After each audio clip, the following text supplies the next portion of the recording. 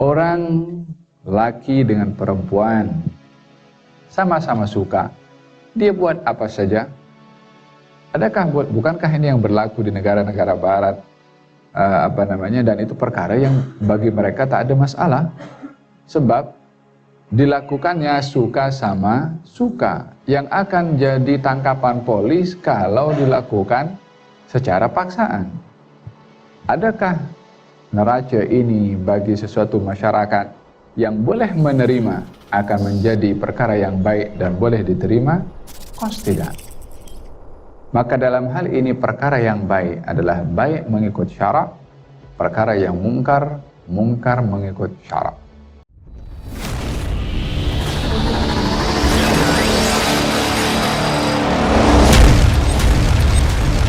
Bismillahirrahmanirrahim. Alhamdulillahi rabbil alamin.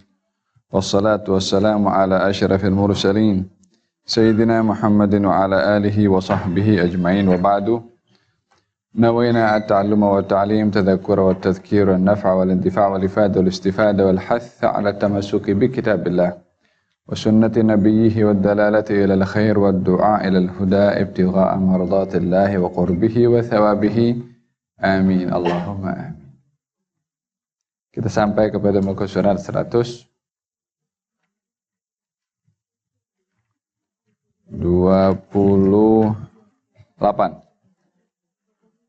7 sudah selesai kan? Yang mana sekarang? Yang bab yang baru 128. 128.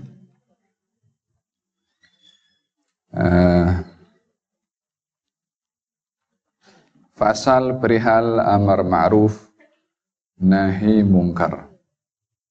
Daripada kitab Al-Imam Abdullah bin Al-Haddad, Petunjuk Tarekat ke Jalan Akhirat.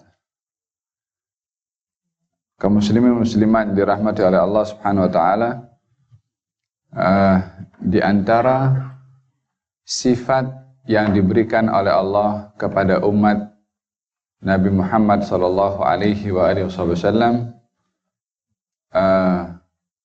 yang ianya menjadi ciri khas kepada umat ini di dalam mengambil berat terhadap sifat tersebut adalah al-amru bil ma'ruf dan nahi 'anil munkar. Al-amru bil ma'ruf, al-amru memerintah, al-ma'ruf kebaikan, an-nahi mencegah, al-munkar kemungkaran. Al-ma'ruf atau kebaikan adalah perkara yang baik mengikut syarak. Adapun al-munkar adalah perkara maksiat yang bercanggah dengan syarak. Jadi baik itu kebaikan atau kemungkaran, neraca untuk menilainya baik atau mungkar adalah syarak. Dan bukan kita yang menilai kepada sesuatu ini baik, ini mungkar. Ini baik, ini tak baik, ini ma'ruf, ini mungkar. Bukan kita yang menimbang. Akan tetapi syarak yang meletakkan hal ini baik, hal ini tidak baik. Karena terkadang manusia mempunyai neraca yang berbeza untuk menimbang sesuatu. Contohnya, dalam masalah riba, contohnya, orang yang berhutang bersetuju agar supaya pulangannya itu lebih daripada modal atau hutang yang dia berhutang dengannya. Yang berhutang pun setuju, yang menghutangi pun setuju. Walaupun kedua-duanya bersetuju, adakah ini boleh dikatakan perkara yang baik ataupun perkara yang boleh? Kalau ikut masing-masing punya pendapat, masing-masing bersetuju, oke je. Tapi mengikut syarak, ini adalah bercanggah dengan syarak. Orang laki dengan perempuan sama-sama suka, dia buat apa saja. Bukankah ini yang berlaku di negara-negara barat, dan itu perkara yang bagi mereka tak ada masalah, Sebab dilakukannya suka sama suka, yang akan jadi tangkapan polis kalau dilakukan secara paksaan. Adakah neraca ini bagi sesuatu masyarakat yang boleh menerima akan menjadi perkara yang baik dan boleh diterima? Of course tidak. Maka dalam hal ini perkara yang baik adalah baik mengikut syarak, perkara yang mungkar, mungkar mengikut syarak. Baru di sini ditegakkan kebaikan dan dicegah kemungkaran. Kembali kepada mukaddimah yang saya katakan tadi, ciri khas yang diberikan oleh Allah kepada umat Nabi Muhammad SAW di dalam memberikan perhatian kepada sifat itu, yakni sifat tersebut, yaitu sifat al-amru bil ma'ruf dan nahi anil munkar. Firman Allah Subhanahu wa taala, kuntum khaira ummatin ukhrijat lin-nasi ta'muruna bil ma'rufi wa tanhauna 'anil munkar. Kamu sebaik-baik umat. Kuntum khaira ummatin ukhrijat lin-nas. Kamu sebaik-baik umat, yakni yang dicipta oleh Allah Subhanahu wa taala. Apa sifatnya? Ta'muruna bil ma'ruf, memerintah akan kebaikan dan juga mencegah akan kemungkaran. Maka ini adalah sifat yang diberikan oleh Allah kepada umat Nabi Muhammad SAW, dan dengannya kita menjadi sebaik-baik umat. Umat yang terdahulu bukan tidak menegakkan kepada kebaikan dan juga mencegah kemungkaran. Bahkan mereka melakukannya. Hanya keprihatinan kepada al-amr bil ma'ruf dan nahi anil munkar tidak seperti umat Nabi Muhammad sallallahu alaihi wasallam. Oleh sebab yang demikian, label itu diberikan oleh Allah sebagai keistimewaan yang melebihkan kepada umat ini berbandingkan kepada umat-umat sebelumnya. Maka dengan demikian kelebihan itu tiada makna kalau umat ini tidak menegakkan al-amru bil ma'ruf dan nahi anil munkar.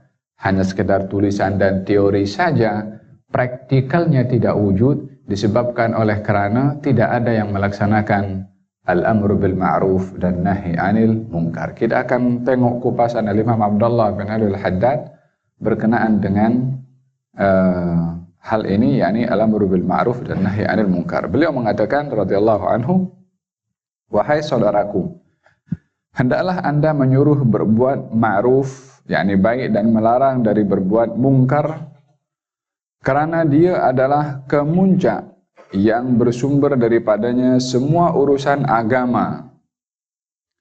Karena itu pula Allah Ta'ala telah menurunkan semua kitabnya dan mengutus kalian Rasulnya. Wajib hukumnya kerja ini telah disepakati oleh semua para ulama kaum muslimin, bergantung kepada nas-nasnya yang jelas dari Al-Quran dan juga sunnah Nabi yang menyuruh kita menjalankan perintah ini dan mengancam dari meninggalkannya. Allah ciptakan bumi untuk manusia, tetapi Allah punyai undang-undang pada bumi ini ketika dikehendaki untuk dihuni oleh manusia.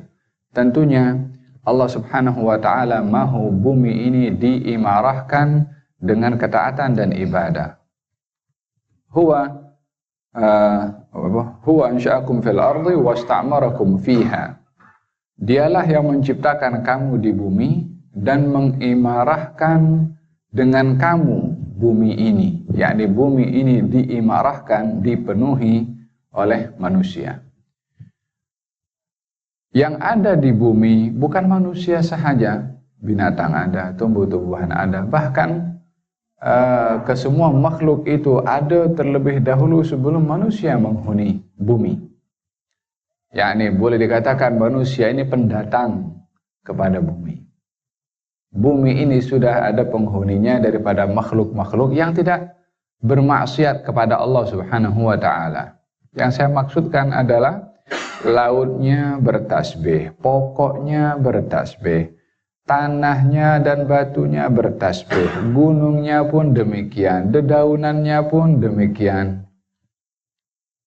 Bukankah Allah Subhanahu wa taala berfirman yusabbihu lillahi ma fis samawati wa fil ard? Semua yang ada di atas muka bumi ini dan di langit bertasbih kepada Allah Subhanahu wa taala.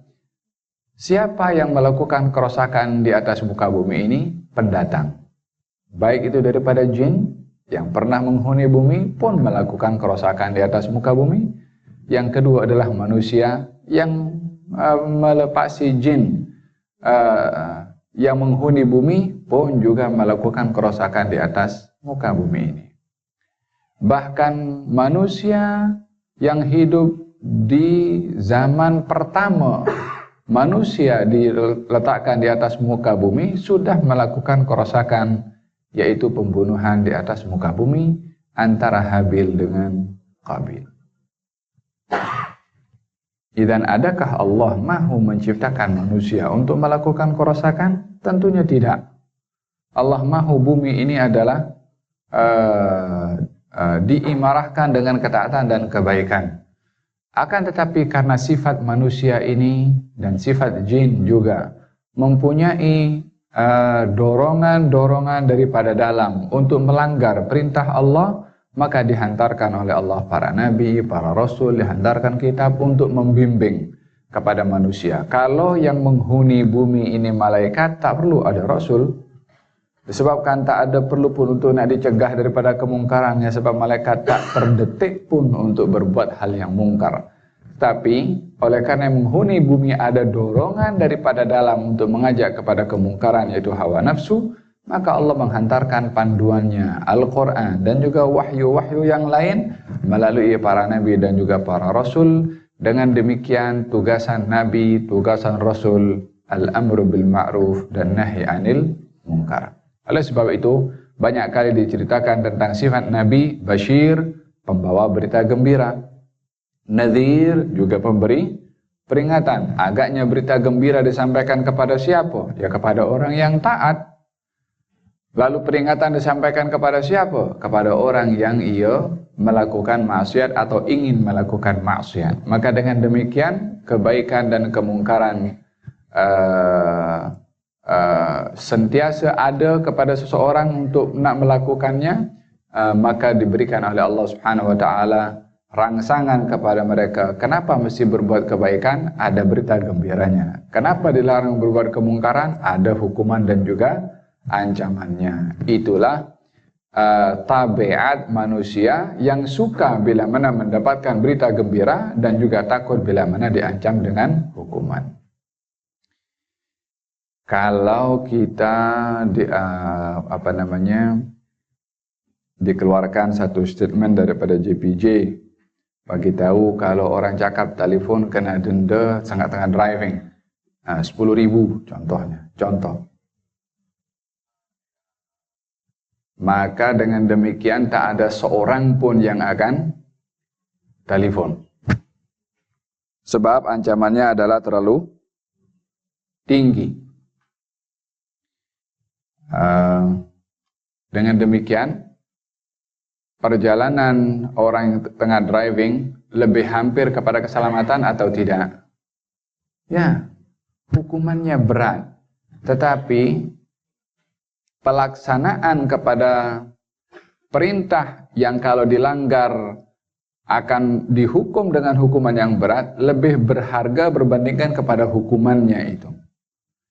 Yani kalau orang dihukum, yang kena hukum siapa? Ya seorang itu saja. Tapi kalau dia driving dan selamat, orang lain pun selamat. Kalau dia tengah telepon, dia mungkin kena orang lain kena bahayanya. Maka dengan demikian tidak dilaksanakan al-amru bil ma'ruf dan nahi anil munkar, melainkan membawa kemaslahatan bukankah hanya kepada dirinya tetapi juga kepada orang ramai. Dan dengan demikian tugasan utama kepada para nabi dan rasul adalah al-amru bil ma'ruf dan nahi anil munkar. Allah Subhanahu wa taala berfirman, dan ini perintah Allah, wal takum minkum ummatun yad'una ilal khairi wa ya'muruna bil ma'rufi wa yanhauna 'anil munkari wa ulaika humul muflihun. Hendaklah ada di antara kamu sesuatu umat yang menyeru kepada kebaikan dan mencegah kemungkaran, dan mereka itulah orang-orang yang berjaya. Ayat ini mengandung perintah ditujukan kepada satu golongan yang mesti ada dan tak boleh tidak ada. Yang dengan adanya golongan ini akan menyebabkan gugurnya kefarduan daripada golongan yang lain. Yang kalau tak ada golongan ini, maka dosa akan ditanggung oleh semua orang yang beriman.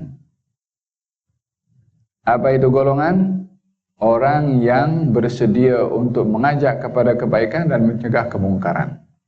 Fardu kifayah.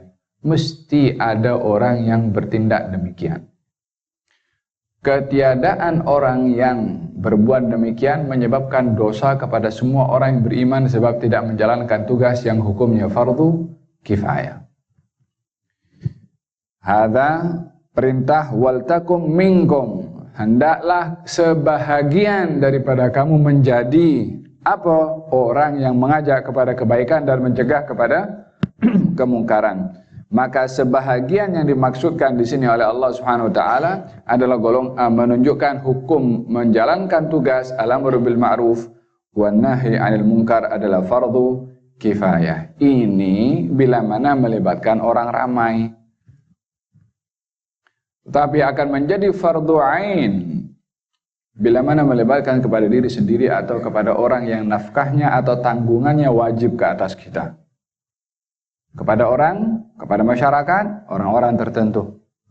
Tapi kepada diri sendiri, ya kita sendiri yang mesti mencegah. Kepada ahli keluarga yang tanggung jawabnya ke atas kita, ya kita yang bertanggung jawab. Itu sudah menjadi fardu ain, bukan fardu kifayah. Fardu kifayah bila mana melibatkan kepada orang lain. Allah Ta'ala telah menyifatkan kaum mukminin dalam banyak tempat dari kitabnya dengan perintah menyuruh berbuat baik dan melarang daripada berbuat jahat. Apakah akibat kalau seorang menyuruh kepada kebaikan, kebaikan akan mengalahkan kepada kemungkaran.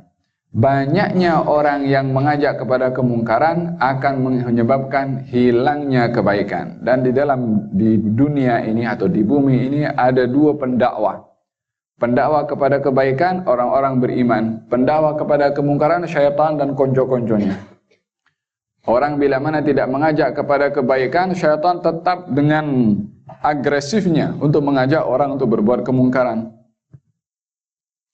Maka dengan demikian akan menjadi sebab tersebarnya kemungkaran dengan usaha syaitan dan juga pengikutnya bila mana tidak ada orang-orang yang mengajak kepada kebaikan. Malah dia telah mendahulukan sifat mereka di setengah-setengah tempat dari keimanan. Bahkan di tempat lain dari mendirikan salat dan mengeluarkan zakat dengan firman-Nya, yakni orang-orang yang mengajak kepada kebaikan. Lu'inal ladzina kafaru min bani Israila ala lisani Dawud wa Isa bin Maryam. Dzalika bima asaw wa kanu ya'tadun, kanu la yatanahawna 'an munkarin fa'aluhu labi'sa ma kanu yaf'alun. Telah dituruni laknat ke atas orang-orang kafir dari kaum Bani Israel menerusi lisan Daud dan Isa putra Maryam. Yang demikian itu adalah disebabkan mereka menderhakai dan mereka melanggar batas. Mereka itu tidak mencegah kemungkaran yang mereka lakukan. Maka adalah sangat buruk sekali apa yang mereka lakukan itu. Sesungguhnya amat buruklah apa yang mereka kerjakan. Yang dimasukkan di sini adalah golongan para ulama yang mengetahui hukum hakam di zaman nabi-nabi Bani Israel, bila mana pengikutnya berbuat hal-hal yang mungkar, tidak dicegah atau dicegah berbuat mungkar, lalu pengikutnya enggan untuk patuh, maka si ulama itu merasa sudah melaksanakan tugasnya untuk mencegah kemungkaran, tapi orang tak mau dengar. Maka ulamanya pun duduk sama dengan orang-orang yang berbuat mungkar, walaupun dia tak berbuat mungkar, tapi seakan-akan bersetuju dengan kemungkaran yang dilakukan oleh orang. Ini pun juga sama kena laknat juga. Orang yang dia berdiam diri daripada berbuat mungkar seakan-akan bersetuju dengan kemungkaran walaupun tak berbuat mungkar, kasyaitanul akhras, umpama syaitan bisu. Apa maksudnya syaitan bisu? Syaitan kalau bercakap, cakapnya baik atau tak baik? Tak baik. Orang yang bertugas, orang yang berilmu, bila mana menampak kemungkaran lalu dia diam, maka dia syaitan, tapi dia diam. Yani dia menyuruh berbuat kemungkaran sebab dia tak larang, maka dia diam seakan-akan bersetuju dengan kemungkaran tersebut. Demikian kata Nabi SAW. Kalau satu peristiwa di zaman salah seorang Bani Israel, Allah perintahkan salah seorang malaikatnya untuk turunkan azab. Turunkan azab kepada kaum tersebut, yakni karena mereka banyak berbuat mungkar. Mereka nak turunkan azab, didapati kampung itu ada seorang yang beribadah kepada Allah di atas Sauma'ah. Sauma'ah ini gunung yang dia dibangun macam bangunan untuk dia berkhalwah di situ, di atas bukit. Maka malaikat ketika nak turunkan azab, nampak orang sedang beribadah kepada Allah Subhanahu wa taala. Malaikat patah balik, ya Allah, macam mana turunkan azab sementara di tengah-tengah kampung itu ada orang yang sedang beribadah kepada Engkau, menghabiskan masanya menyembah dan mengabdikan diri kepada Engkau. Kata Allah, ibda bihi, mulakan azab yang aku perintah kepada engkau dengan dia itu sebelum yang lain. Apa sebab? Dia nampak di bawah orang berbuat mungkar, dia diam. Tak cegah pun, tak halang pun. Maka ini juga seakan-akan ridha dengan mungkar. As-sakit alal mungkar, mungkar. Orang yang diam kepada kemungkaran, maka diamnya pun juga mungkar. Faham dong? Maka dengan demikian, mereka Bani Israel, orang-orang yang katanya dalam beberapa riwayat umat yang paling banyak membunuh kepada para nabi adalah Bani Israel. Sehingga dikatakan pagi hari mereka bunuh ramai para nabi, petang mereka sembang-sembang. Yakni seakan-akan tak ada sesuatu yang terjadi daripada kerasnya hati mereka di dalam melakukan hal-hal yang bermaksiat. Maka dengan demikian Allah berfirman, lu'inal ladzina kafaru min bani Israil ala lisani Dawud wa Isa bin Maryam dzalika bima asaw wa kanu ya'tadun kanu la yatanahawna 'an munkarin fa'alu. Dilaknat oleh Allah mereka orang-orang kafir. Ini masukkan di sini orang-orang yang dia golongan daripada Bani Israel melalui lisan Nabi Daud dan Isa putra Maryam. Apa sebabnya? Mereka tidak mencegah kemungkaran yang dilakukan di hadapan mereka. Mereka tak berbuat mungkar. Itu ulamanya tak berbuat mungkar. Tapi orang berbuat mungkar di hadapannya tak dicegah. Maka ini persetujuan kepada kemungkaran yang dilakukan di hadapannya. Lalu apa patut yang dilakukan kalau kemungkaran ada di hadapan dia? Bila mampu dia mencegahnya, cegah. Tak mampu dicegah, tinggalkan. Tapi duduk sama dengan orang minum arak, aku tak minum. Duduk sama dengan orang main judi, aku tak main. Ya sama saja namanya. Duduk dengan hak orang-orang yang mungkar adalah mungkar. Walihada kata baginda Rasulullah sallallahu alaihi wasallam ketika bersabda tentang ketika difirmankan oleh Allah Subhanahu wa taala ketika duduk bersama dengan orang-orang kufar Quraisy. Fala tab'udu ma'ahum hatta yakhudu fi haditsin ghairihi. Bila mana duduk dengan orang-orang kufar dan orang-orang kufar berbicara tentang hal-hal yang mungkar, fala taq'udu ma'ahum. Jangan kamu duduk dengan mereka hatta yakhudu fi haditsin ghairi. Sehingga mereka bercakap percakapan yang lain yang tidak mungkar. Selagi percakapan itu mungkar dan tidak dapat dicegah, bangkit.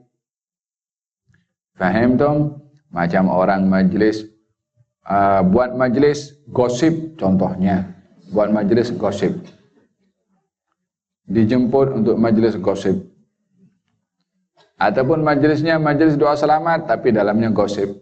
Fala taq'udu ma'ahum hatta yakhudu fi haditsin ghairi. Bangkit daripada tempat itu hatta apa yang diadakan dalam majelis itu.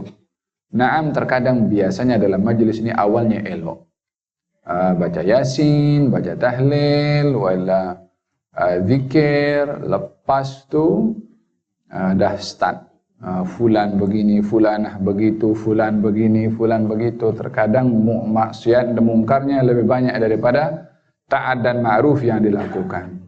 Fahimtum? Fala taq'udu ma'ahum hatta yakhudu fi haditsin ghairih. Jangan duduk dengan mereka sehingga mereka bercakap hal yang lain, yakni percakapan yang tidak mungkar. Kalau larangan daripada Allah kepada Nabi duduk bersama dengan orang-orang yang percakapannya adalah hal-hal yang mungkar, Allah suruh Nabi bangkit, kita pun juga mesti bangkit kalau duduk di sebuah majelis yang di situ berlaku hal-hal yang mungkar. Faham dong? Allah berfirman lagi, ini firman Allah berupa ancaman kepada mereka yang enggan untuk mengajak kepada kebaikan dan mencegah kemungkaran. Apa katanya? Wattaqu fitnatan la tusibanna alladhina zalamu minkum khassah. Takutlah akan satu fitnah yang tidak hanya menimpa orang-orang yang melakukan penganiayaan sahaja di antara kamu khususnya. Maksudnya adalah hati-hati kamu kepada satu hukuman bala dari Allah, yang bala itu kalau turun tak kena hanya kepada orang-orang yang zalim sahaja yang dilihat layak untuk dihukum. Tidak, bukan mereka je yang dapat, tapi yang tak zalim pun juga kena. Bahkan yang baik pun juga kena. Al-bala ya'um. Bala itu kalau turun kena kepada semua. Oleh sebab itu, dalam beberapa ayat, Allah ketika ingin menurunkan bala, Allah suruh dulu orang-orang baik keluar daripada tempat itu. Dia bala kalau turun tak tengok dulu siapa ini. Semua kena.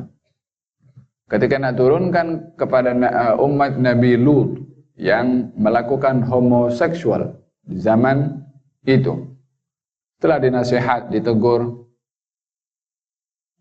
kemudian ketika mereka sudah mencabar, melanggar, tak mahu mendengar, maka Allah Subhanahu wa taala perintahkan kepada Nabi Lut bahwa kamu dan keluarga kamu dan pengikut kamu keluar daripada negeri itu.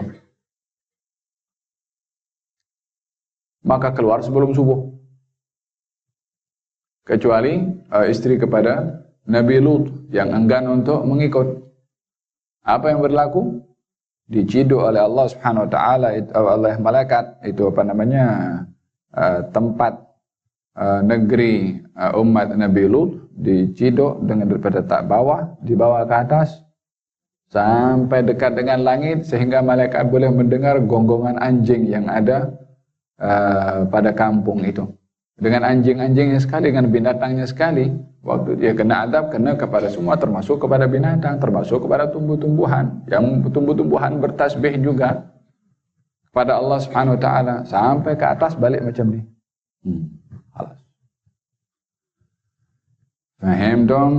Hadza bala kalau turun dari Allah akan kena kepada semua. Tapi bala itu biasanya kalau turun adalah disebabkan oleh karena kemungkaran yang merajalela.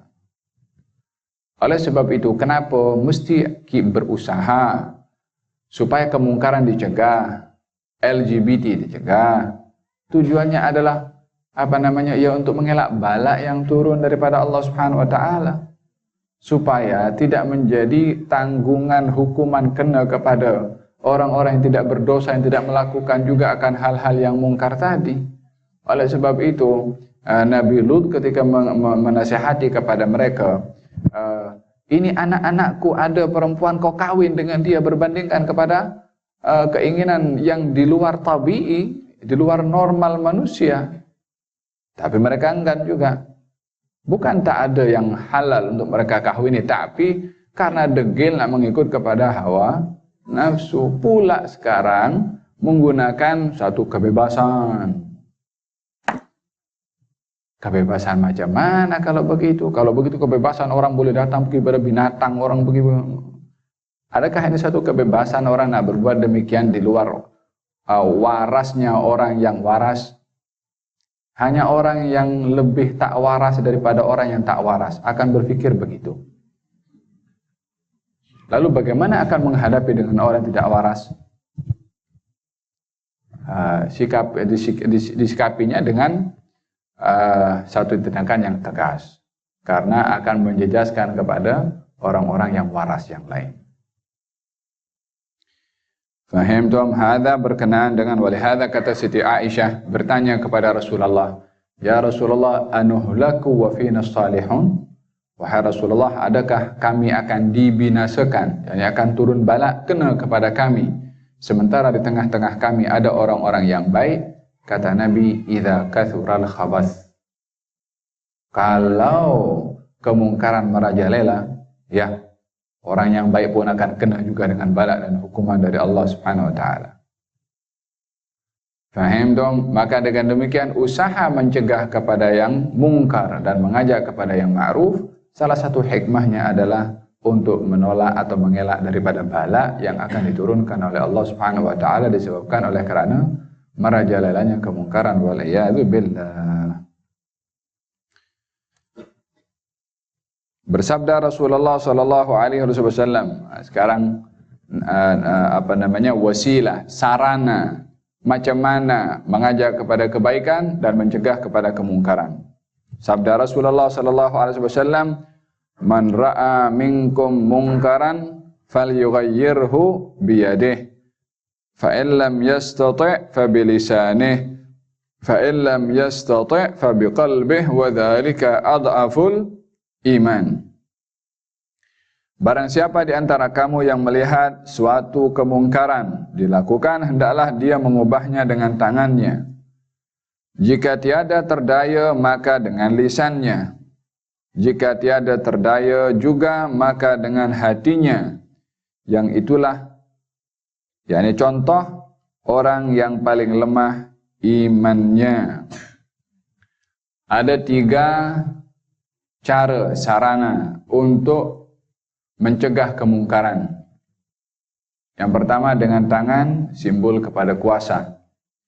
Yang kedua dengan lisan, yakni melalui nasihat dan juga dengan bukti serta dengan dalil. Yang ketiga adalah dengan hati, yaitu dengan mengingkari di dalam hatinya akan kemungkaran yang terjadi dan meninggalkan tempat yang mungkar tadi. Ini 3 marhalah, 3 tahapan. Mencegah kemungkaran dengan kuasa atau dengan tangan.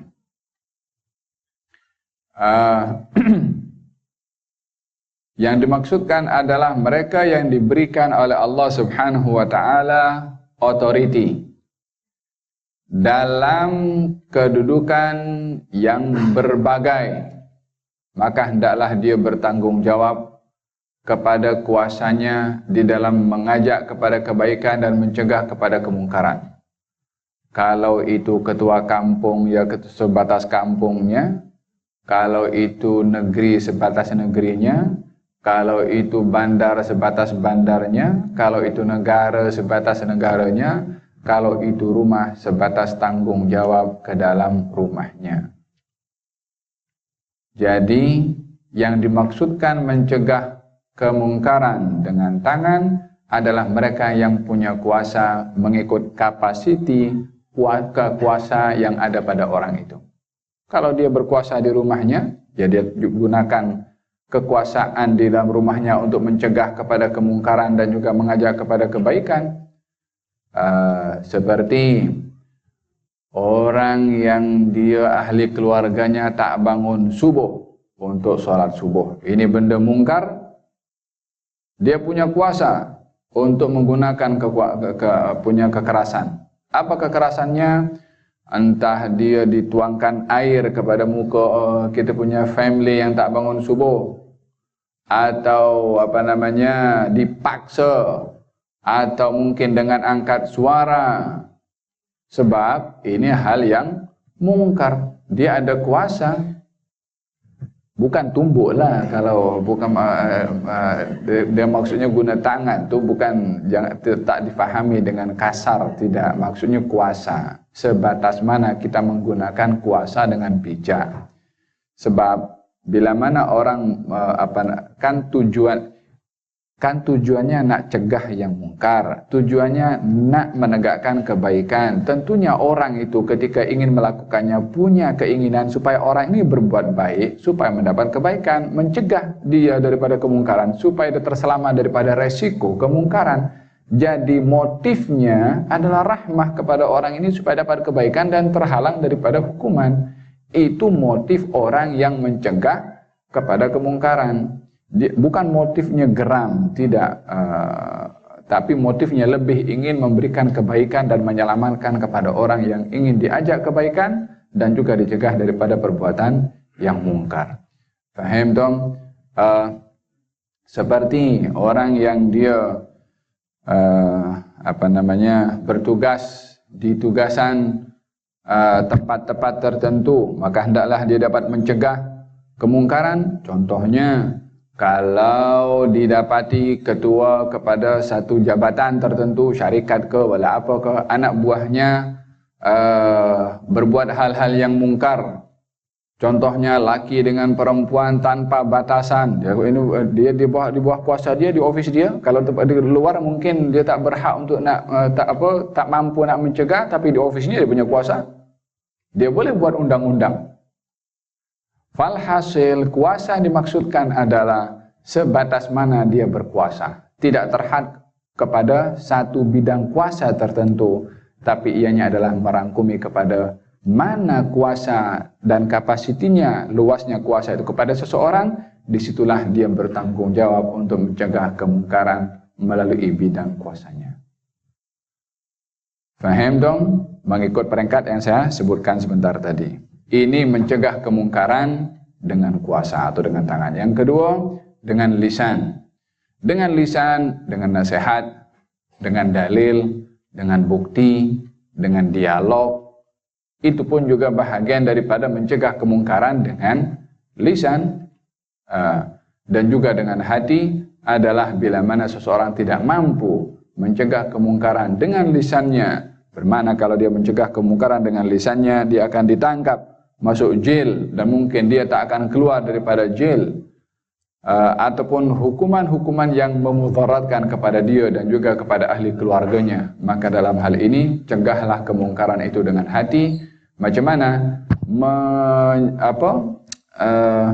Menyedari hal ini mungkar dan berdoa kepada Allah supaya kemungkaran ini diangkat, dan juga mengelakkan dirinya daripada melibatkan diri pada hal-hal yang mungkar.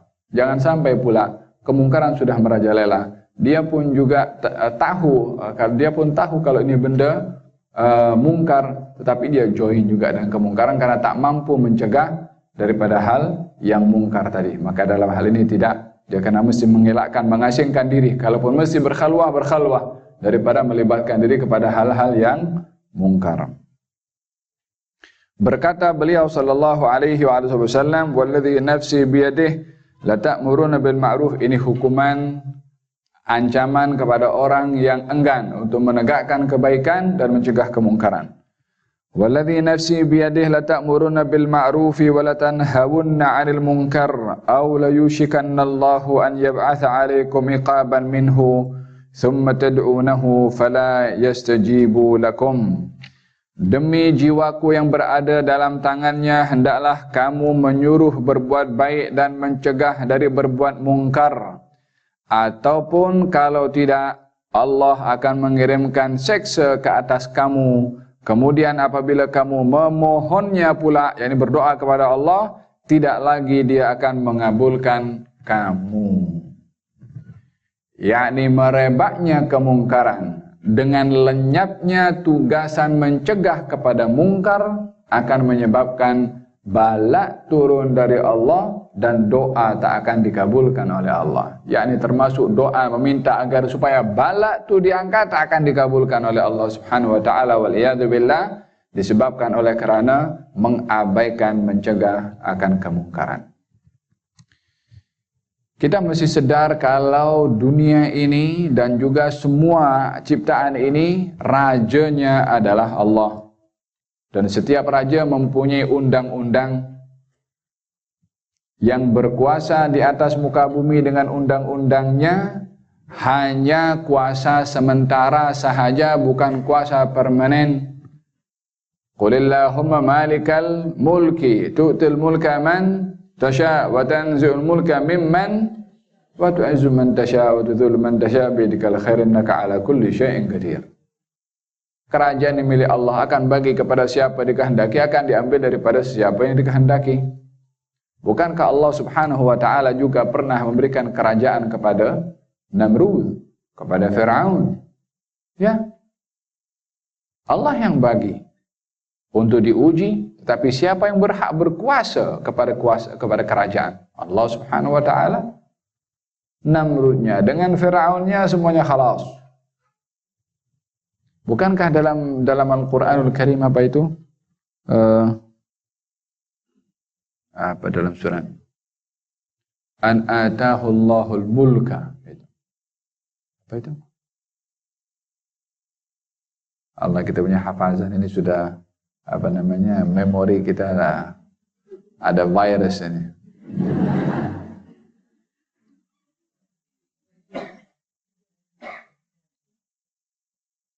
Apa itu?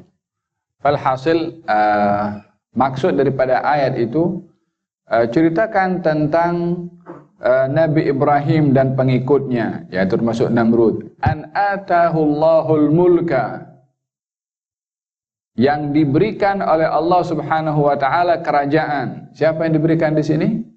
Namrud.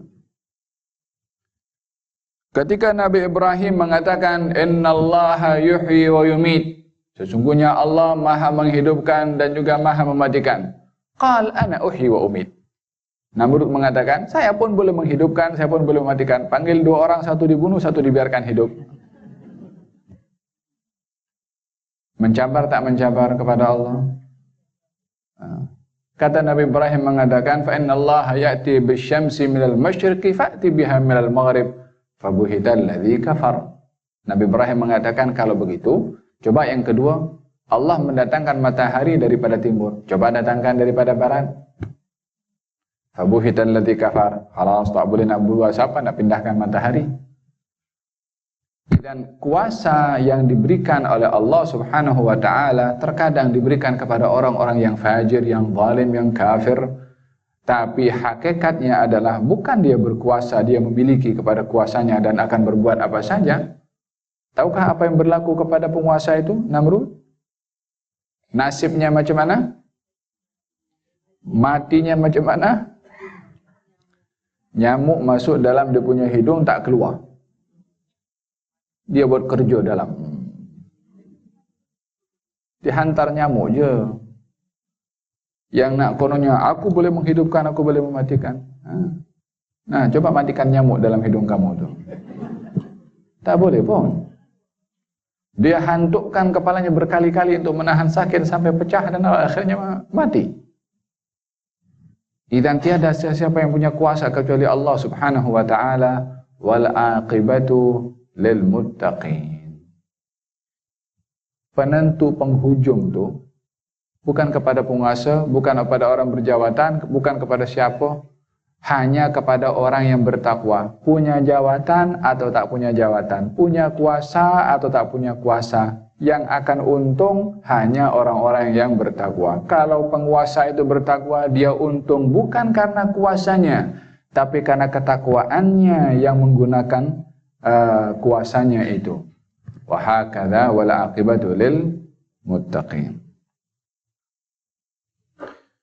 Faham dong? Allah Subhanahu wa taala memberikan juga kuasa kepada Namrud, kepada Firaun. Apa yang akan berlaku? Ditenggelamkan oleh Allah, dia dengan tenteranya. Itu ketika mengejar kepada siapa? Kepada Nabi Musa sampai ke tepi laut. Maka Nabi Musa pukul, lautan terbelah menjadi dua. Nabi Musa jalan dengan pengikutnya. Kata Firaun, nampak ini laut terbelah menjadi dua. khawatir pengikutnya terpekun tengok keajaiban yang luar biasa, kata Firaun, "Hadza bi qudrati." Tengok aku belah lautan. Dia pula yang mendakwa, dia yang belah. Nabi Musa selamat naik ke situ. Nabi Musa nak pukul, kata Allah, "Fatrukil bahra rahwan innahum jundum mughraqun." Biarkan wahai Musa, jangan pukul, biarkan dulu, biar. Firaun dah masuk tengah-tengah, biarkan dulu. Innahum jundum mughraqun. Mereka semua innahum jundum mughraqun. Semua akan ditenggelamkan. Ditunggu sampai the last one daripada tentera Firaun masuk ke dalam lautan, baru disatukan itu air, tak tersisa seorang pun yang terselamat daripada tenggelam pada waktu itu. Mencabar Allah Subhanahu wa taala, dicabar oleh Allah Subhanahu wa taala. Faham dong? Maka dengan demikian menggunakan kuasa yang diamanahkan oleh Allah Subhanahu wa taala, mengikut kapasiti kuasa tersebut, baik itu di rumah, syarikat, di yayasan, di pertubuhan, negeri, negara dan seumpamanya, masing-masing adalah bertanggung jawab kepada Allah Subhanahu wa taala atas bidang kuasanya. Kullukum ra'in wa kullukum mas'ulun an ra'iyatih. Masing-masing daripada kamu adalah pemimpin, maka ia akan dipertanggungjawabkan atas siapa yang dipimpin. Lalu Nabi memberikan ulasan siapa pemimpin itu. Kata Nabi, ar-rajulu ra'iyatun, seorang lelaki pemimpin kepada ahli keluarganya, maka dia akan dipersoal terhadap siapa yang dipimpin, istri, anaknya. Wal mar'atu ra'iyatun, perempuan pun juga pemimpin ke atas harta suami dan juga amanah-amanahnya, maka dia akan dipersoal.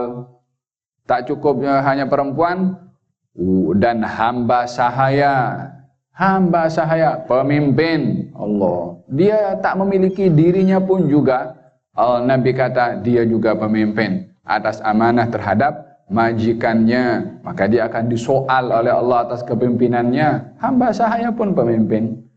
Idzan memahami arti kepemimpinan adalah dengan makna yang luas. Faham dong? Allah Subhanahu wa taala menamakan insan pertama di atas muka bumi ini diturunkan oleh Allah sebagai pemimpin, sebagai khalifah. Siapa itu? Nabi Adam. Agaknya waktu itu yang dipimpin oleh Nabi Adam berapa ramai? Seorang je, Siti Hawa. Iya kan? Masa itu turun Nabi Adam dan Siti Hawa? Qal inni ja'ilun fil ardi khalifah. Aku jadikan di atas muka bumi ini adalah khalifah. Yang pertama adalah Nabi Adam alaihissalam. Siapakah rakyat Nabi Adam pertama? Seorang je, Siti Hawa. Walaupun satu yang dipimpin, ya pemimpin. Walaupun tak ada sempadan masa itu, visa, tak ada apa semua. Seorang je masa itu. Hanya Nabi Adam dan juga Siti Hawa. Allah menamakan kepada Nabi Adam sebagai khalifah pemimpin, ingin memberikan tahu bahwasanya tidak terhad arti kuasa dan kepemimpinan hanya kepada kuasa yang bersifat zahir. Tapi tanggung jawab yang Allah letakkan kepada seseorang, pada kedudukan apa orang itu diberi tanggung jawab, itulah pemimpin dia kepada apa yang dipertanggungjawabkan dari Allah Subhanahu wa taala. Berkata Nabi sallallahu alaihi wasallam, "Laisa minna man lam yarham saghirana wa yuqir kabirana wa ya'mur bil ma'ruf wa yanha 'anil munkar."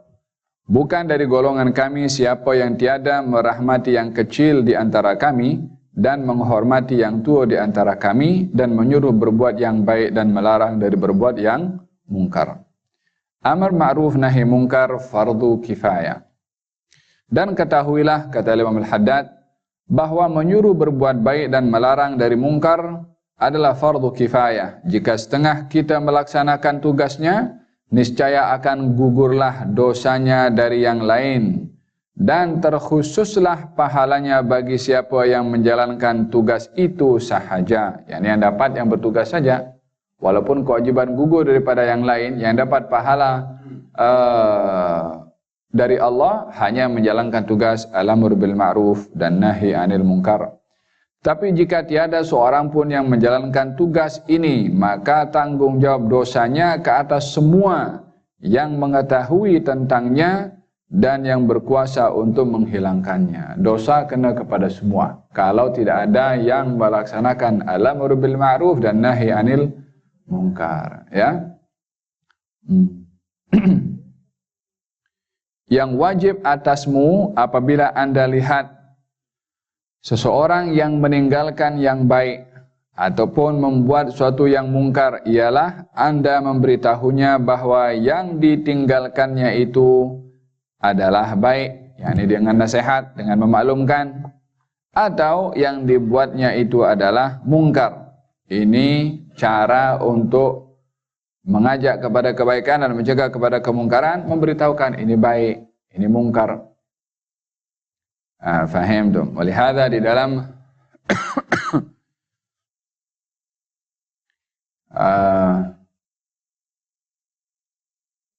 di dalam satu hadis Nabi SAW yang menunjukkan pentingnya al-amru bil ma'ruf dan nahi 'anil munkar, sehingga di mana saja kita berada, kita bertanggung jawab.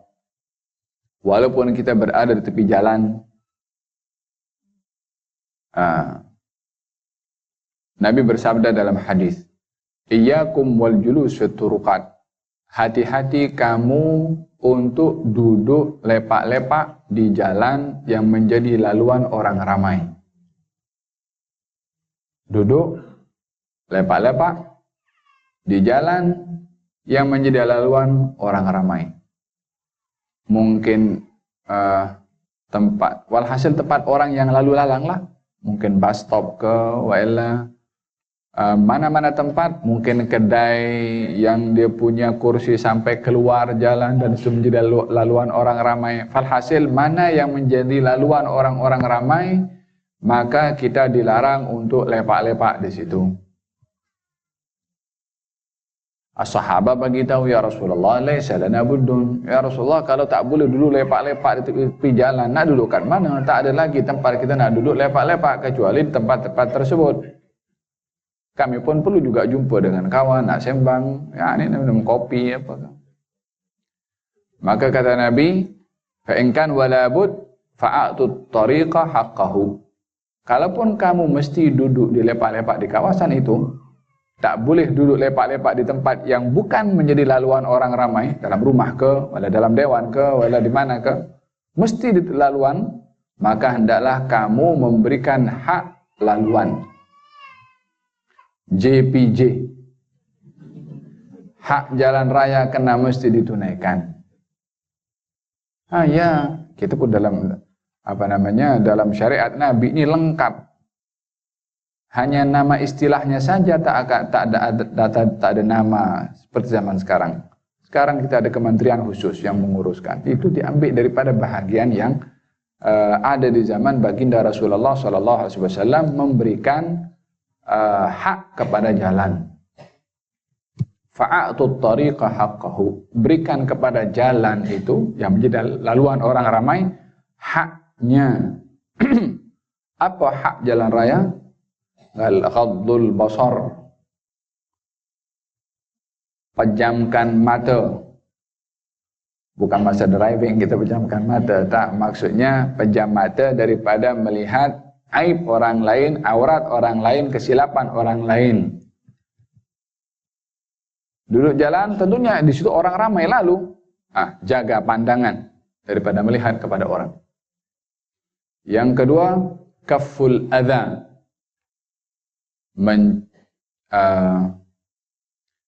Menghilangkan hal-hal yang mengganggu, mencegah daripada mengganggu. Al-amru bil ma'ruf, mengajak kepada kebaikan, wan nahyu 'anil munkar, dan juga mencegah kepada kemungkaran, waraddut tahiyyah, dan juga menjawab salam. Termasuk dalam hal ini, hak jalan raya adalah tidak menjadi sebab mengganggu kepada orang. baik itu dengan kalau naik kereta dengan speed yang melampau, mungkin membahayakan kepada dirinya atau kepada orang lain, ataupun potong daripada sebelah kiri, mungkin membahayakan dirinya atau kepada orang lain, pun bahagian daripada mengganggu. Kalau difahami dengan makna yang luas lah, tak boleh mengganggu. Dalam hadis dinyatakan baginda Rasulullah bersabda, didapati seseorang itu berjalan di surga dengan gagahnya disebabkan karena perbuatan ketika berada di dunia ada dahan pokok yang dia mengganggu laluan jalan orang, kemudian pokok yang mengganggu itu dipotong, diselamatkan supaya tidak menjadi penghalang orang lalu lalang. Perbuatan ini menyebabkan dia seronok jalan ke surga. Sebab terkait dengan hal yang membahayakan kepada orang lain. Fadilah di dalam menjaga hak jalan raya. Jangan karena takut saman saja kita di jalan raya. Tapi lihat ini sebagai satu undang-undang syarak. Ada di situ aturan daripada Nabi menjaga hak jalan raya. Di antaranya adalah al-amr bil ma'ruf dan nahi 'anil munkar. Di jalan raya pun juga ada al-amr bil ma'ruf dan juga nahi 'anil munkar. Faham dong? Hadza berkenaan dengan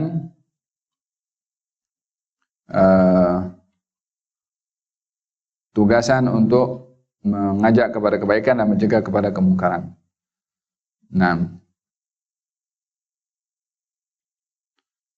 yang wajib atasmu apabila Anda yang wajib atasmu apabila Anda lihat seseorang yang meninggalkan yang baik ataupun yang membuat sesuatu yang mungkar, ialah Anda memberitahunya bahwa yang ditinggalkannya itu adalah baik atau yang dibuatnya itu adalah mungkar. Ini diberitahukan terlebih dahulu. Tugasan yang pertama kepada seseorang adalah memberitahu orang yang berbuat kejahatan atau kemungkaran, tahu atau tidak benda itu mungkar, supaya tidak keliru mengambil sikap untuk mencegah kemungkaran, boleh menjadi sebab kemungkaran itu makin mungkar. Kesilapan seseorang dalam mengambil langkah untuk mencegah kemungkaran boleh menyebabkan merebaknya kemungkaran. Kalau satu hari baginda Rasulullah duduk di masjid bersama dengan para sahabat, lalu setelah itu datang badui. Dia pergi ke pojok masjid, dia angkat dia punya kain pelekat, buang air kecil di dalam masjid. As-sahabah bangkit, nak halau itu badui yang sedang buang air kecil. Nabi kata, jangan, biar dia habiskan dulu. Yakni kalau dihalau oleh para sahabat, ya boleh jadi bercicir itu najis, jadi makin banyak tempat. Maka Nabi halang. Setelah selesai, Nabi suruh ambil satu baldi, tuangkan di tempat tersebut, tempat najis itu. Badui itu datang pergi kepada Nabi. As-sahabah dah geram sangat kepada badui tersebut. Sebab sahabah tahu ini benda mungkar. Itu badui tak tahu kalau itu hal mungkar. Itu macam hal biasa bagi mereka. Dia tak tahu. Tak sedar kalau itu perbuatan adalah tak sesuai dilakukan di dalam masjid. Maka badui itu pun tengok as-sahabah macam lain macam, tengok mukanya macam nak terekam, nak marah dengan dia. Kata badui itu, kamu tengok aku lain macam pasal apa? Macam nak marah-marah dengan dia. Semuanya tertumpu pandangan itu kepada dia. Sebab dia buat di hadapan orang ramai. Kata baginda Rasulullah mengatakan, wahai saudara Arab, perbuatan kamu sebentar tadi itu tidak diperbolehkan. Ini masjid tempat untuk ibadah, zikir, Quran, salat. Nabi cegah atau tidak? Cegah, tapi dengan apa? Diberitahu dulu, ini tak boleh. Kata itu badui yang baru tahu saat itu, dia kata, kalau begitu aku tak akan buat lagi. Faham tuh? Kalau waktu itu sahabat marah kepada badui itu, dia merasa tak bersalah. Jadi orang yang berbuat mungkar itu hendaklah dicegah dengan diberitahukan dulu. Ini mungkar tak boleh. Kecuali kalau dia dah tahu benda itu mungkar, baru langkahnya bukan langkah memberitahukan, langkah yang lebih tegas daripada memberitahukan. Maka Badui itu ketika dicegah oleh Nabi dan diberitahukan ini tak boleh dilakukan di masjid, maka setelah itu dia pun doa, ya Allah, ampunkan dosa aku dan Muhammad, yang lain kau jangan ampunkan. Tahu apa pasal? Pasal disikapi dengan sikap kasar, sementara dia tak merasa bersalah daripada perbuatannya tadi. Badui itu yang geram kepada sahabat, disebabkan oleh karena sikap itu, walaupun maksud daripada sahabat ketika itu adalah baik, ingin mencegah hal yang mungkar. Maka kata Nabi, wahai saudara Arab, doa ini luas, engkau jangan sempitkan aku dengan engkau saja, yang lain selagi doa itu luas, kenapa dibatasi untuk 2 orang sahaja? Falhasil, langkah yang pertama di dalam mencegah kepada kemungkaran adalah dipastikan orang itu tahu atau tidak benda itu mungkar atau tidak. Khususnya zaman yang sudah kejahilan banyak merebak di mana-mana. Sebahagian orang memahami, ya kita mesti cegah kemungkaran. Apa kemungkaran itu? Menampakkan aurat. So kita kena tutup aurat. Sebagian orang faham aurat hanya di atas saja, yakni hanya di kepala saja. So yang ditutup hanya kepala tudung saja. Bawahnya inna lillahi wa inna ilaihi rajiun. Daripada t-shirtnya, daripada celana jinnya, falhasil seakan-akan aurat hanya tudung saja. Faham dong? Ini kalau dia tak tahu, jadi aja diberitahu. Kalau sudah tahu maka jangan melanggar. Nah, ini sudah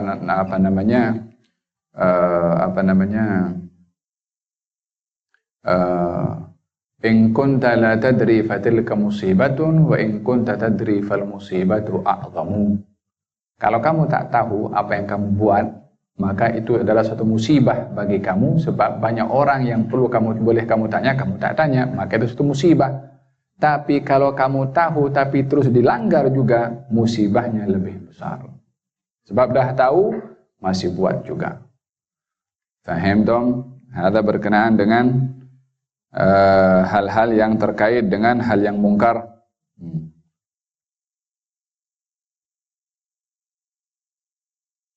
Kalau di zaman dalam Al-Quranul Karim Allah Subhanahu Wa Taala berfirman apa? Ketika berfirman menceritakan tentang ahli rumah tangga Nabi Sallallahu Alaihi Wasallam. Waqarna fi buyutikunna wa la tabarrajna tabarrujal jahiliyatil ula. Hai istri-istri Nabi, diamlah kamu di dalam rumah kamu dan janganlah kamu keluar mendedahkan aurat kamu seperti mana perbuatan orang-orang jahiliyah. Apakah perbuatan orang-orang jahiliyah dalam mendedahkan aurat? Kata Sayyidina Abdullah bin Abbas, athiyabur rugaq.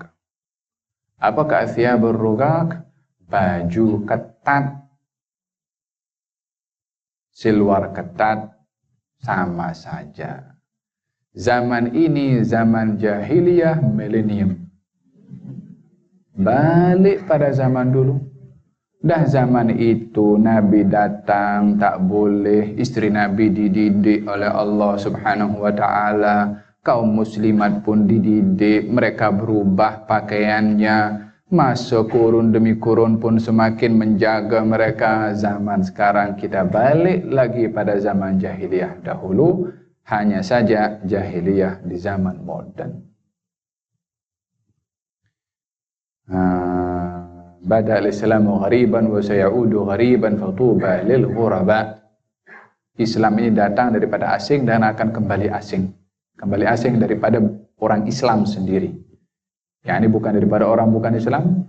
Orang Islam sendiri menganggap kepada pegangan-pegangan agama adalah dianggap sebagai kolot wala entah macam-macam lagi dia punya slogan.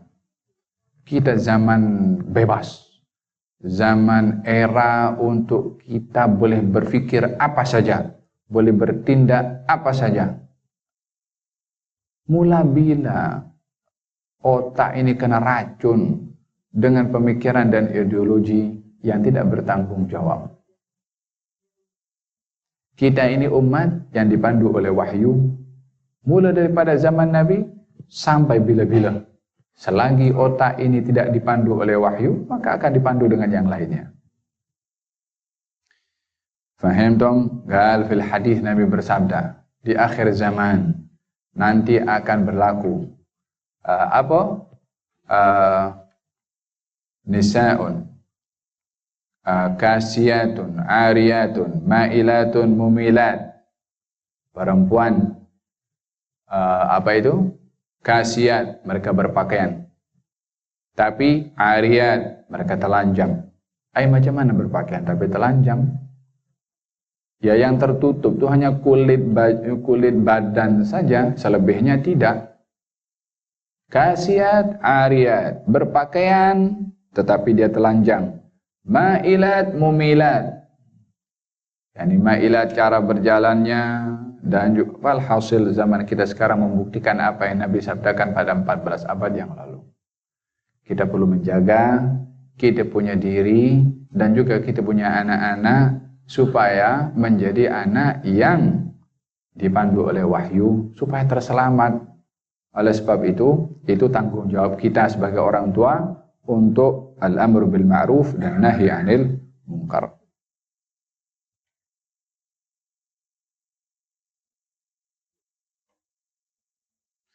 Yang mana dah?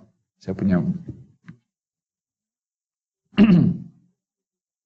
Jika dia tidak membuat apa yang Anda terangkan kepadanya, maka hendaklah Anda menasihatinya dan mengingatkan balasan Tuhan ke atasnya. Jika dia masih enggan menerima juga, maka wajiblah atasmu berkeras terhadapnya dengan memukulnya jika berdaya, dan memecahkan alat mainannya yang haram itu bila mana terkait dengan alat mainan, atau memecahkan gelas araknya bila mana dia meminum arak, atau mengembalikan barang rampasan itu dari tangannya kalau dia mencuri, dan menyerahkan kepada pemiliknya. Ini kalau kita mampu untuk menggunakan kekerasan. Faham dong? Hadza berkenaan dengan mencegah kepada kemungkaran. Martabat ini tiadalah dimiliki sesiapapun kecuali orang yang dipergiatkan dirinya semata-mata karena Allah, ataupun orang yang mendapat keizinan dari penguasa negara. Adapun dua martabat yang terdahulu, maksudku dengan memberitahu orang yang melanggar perintah itu dan menasihatinya, maka yang demikian itu hanya dibuat oleh sama ada orang yang jahil yang buta tuli ataupun orang yang alim yang keterlaluan. Dan ketahuilah bahwa menyuruh berbuat baik itu adalah wajib dan mencegah yang haram adalah wajib, manakala menyuruh yang sunnah dan mencegah yang makruh hukumnya mustahab, yakni dituntut.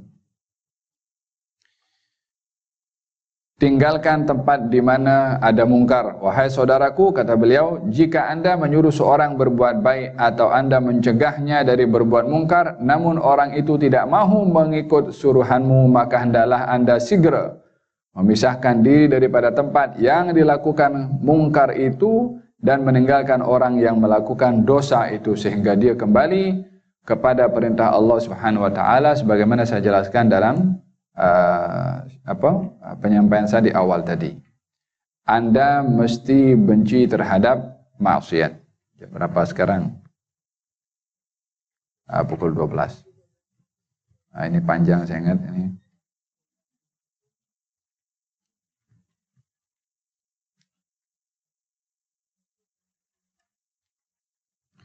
Saya ingat ada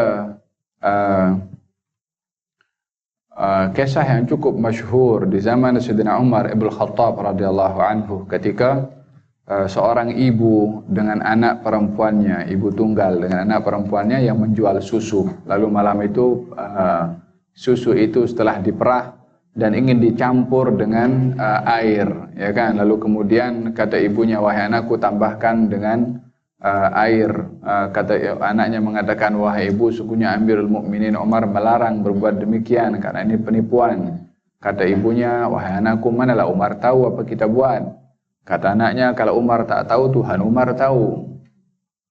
Percakapan ini kan didengar oleh Sayyidina Umar Ibn Khattab.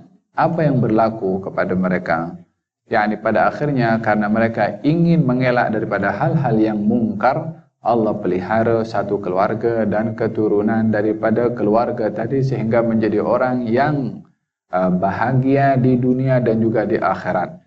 Anak perempuan itu menjadi menantu kepada Sayyidina Umar dan lahir daripada keturunannya adalah Umar bin Abdul Aziz, seorang yang dikenali sebagai khalifah yang kelima walaupun dia adalah termasuk di zaman Bani Umayyah. Sebab neneknya adalah perempuan yang dia warak tadi, yang tak mahu melakukan hal yang mungkar walaupun dalam jual beli mencampur susu dengan air. Ini menjadi satu pelajaran bagaimana seseorang bila mana berusaha untuk mencegah dirinya daripada perbuatan yang mungkar. Kata mereka orang-orang yang arif, tidaklah seseorang berazam untuk meninggalkan hal-hal yang mungkar, melainkan Allah akan membuka pintu-pintu kebaikan. Tapi karena mesti ada azam untuk tinggalkan yang mungkar tadi, baru akan dibuka pintu itu. Sebab hal-hal yang mungkar ini ada 4 pintu yang digunakan oleh syaitan. Pintu hadapan, belakang, kanan, dan juga dan kiri. Ini laluannya syaitan. ثُمَّ لَآتِيَنَّهُمْ مِنْ بَيْنِ أَيْدِيهِمْ وَمِنْ خَلْفِهِمْ وَعَنْ أَيْمَانِهِمْ وَعَنْ شَمَائِلِهِمْ وَلَا تَجِدُ أَكْثَرَهُمْ شَاكِرِينَ. Kata syaitan berjanji, aku akan datangi anak-anak Adam ini daripada hadapan, belakang, kanan, dan kiri. Untuk apa? Ya untuk melakukan hal yang mungkar. Sehingga engkau, wahai Allah, tidak jumpa daripada hamba-hambamu yang bersyukur. Itu prasarana syaitan untuk mengajak manusia berbuat mungkar. Apa maksud syaitan mendatangi manusia daripada hadapan, belakang, kanan, dan kiri? Apa maksudnya?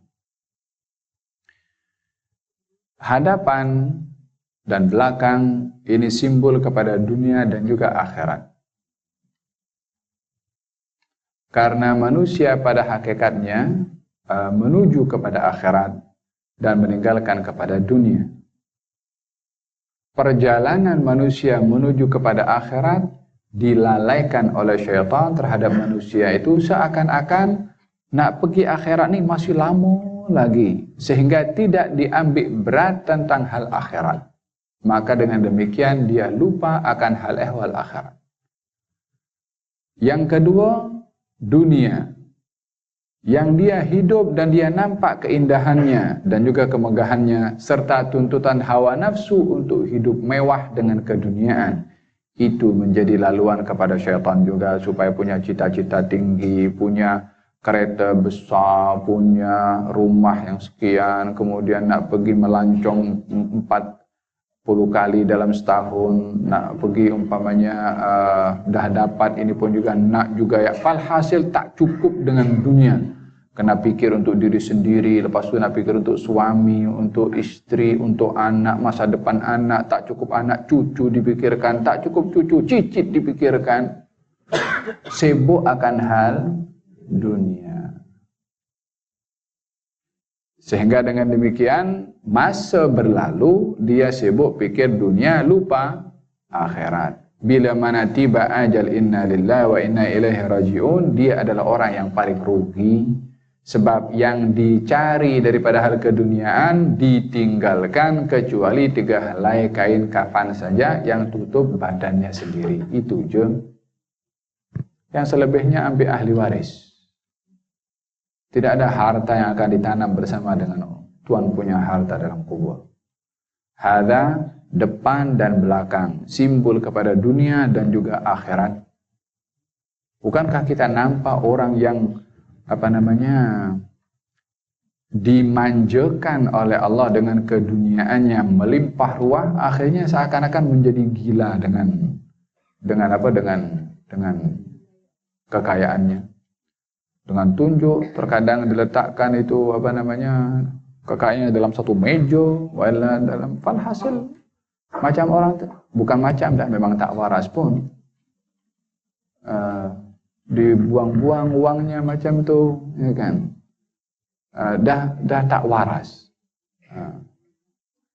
Daripada kanan dan kiri, kanan selalunya digunakan hal-hal kebaikan, kiri hal-hal keburukan. dilalaikan manusia daripada berbuat baik. Ditarik manusia untuk berbuat jahat.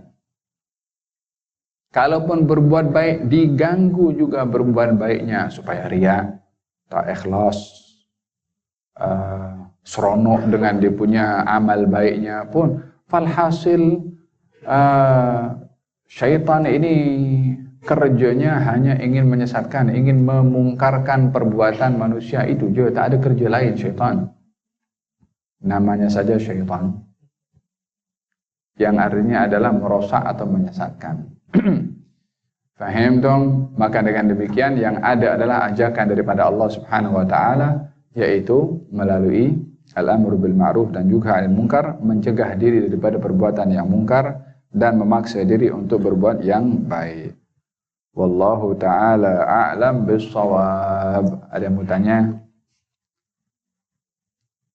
Kita akan sambung muka surat 131 insyaallah pada kelas yang akan datang insyaallah. Allahumma hadina bihudak waj'alna mimman yusari'u fi ridhak wa la tuwallina waliyan siwak wa la taj'alna mimman khalafa amraka wa 'asak. Allahumma faqihna fid din wa 'allimna at-ta'wil. Allahumma inna na'udzubika min ilmin la yanfa' wa min qalbin la yakhsha' min nafsin la tashba' wa min da'watin la yustajabu laha. Allahumma inna nas'aluka ilman nafi'a wa rizqan wasi'a wa amalan mutaqabbalah. نسألك اللهم أن تحفظنا وأهلنا وأزواجنا وأولادنا وبناتنا وذريتنا يا رب العالمين. ربنا هب لنا من أزواجنا وذرياتنا قرة أعين واجعلنا للمتقين إماما. Ya Allah, jadikan kami orang-orang yang patuh kepada perintah-Mu dan meninggalkan semua larangan-Mu.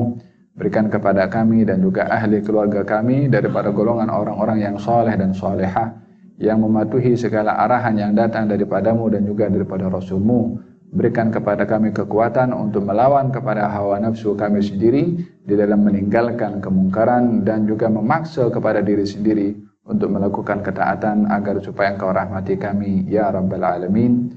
Sallallahu alaihi wasallam Muhammadin wa ala alihi wasallam. Alhamdulillahi Rabbil Alamin. Qabbalallahu